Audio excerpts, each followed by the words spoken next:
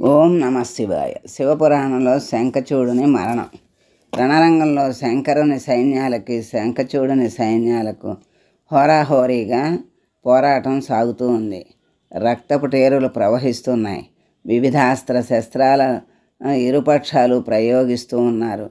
అప్పుడు రుద్రుడు మహోగ్రుడై తన యొక్క త్రినేత్రాన్ని తెరిచి అత్యంత భయంకరాకారంతో శంఖచూడునితో సమరం చేస్తుంటే ఆకాశవాణి, శంకర, శంఖచూడుని సర్వపుణ్యం అంతరించింది.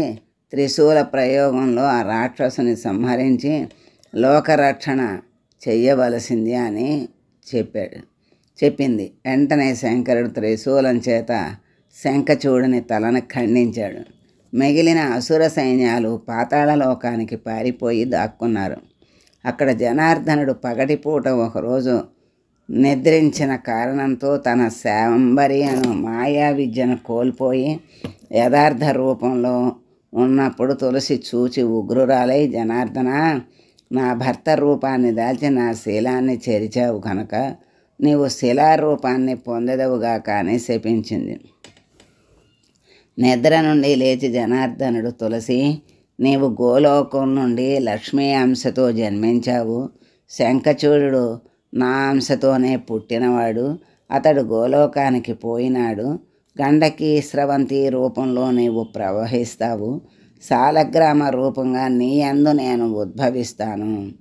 భవదంశమందు కొంత తులసివై మానవలోకంలో ఉంటావు.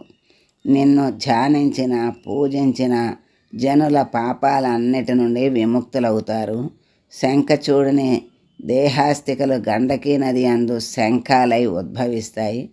తులసి, సాలగ్రామాన్ని ఎవరు శంఖోదకం చేత అభిషేకించి తులసీ దళాలచే పూజిస్తారో వాళ్లకు సర్వ సంపదలు సిద్ధిస్తాయని అదృశ్యమైంది. మునులారా, శంఖచూడుని వృత్తాంతం, తులసీ వృత్తాంతాన్ని పఠించిన వారు రోగ విముక్తులవుతారని చెప్పగా వారు ఆనందించి సూతుని చూచి, ఓ మహానుభావ, నందీశ్వర చరిత్రాన్ని మాకు తెలియజెప్పమని కోరారు.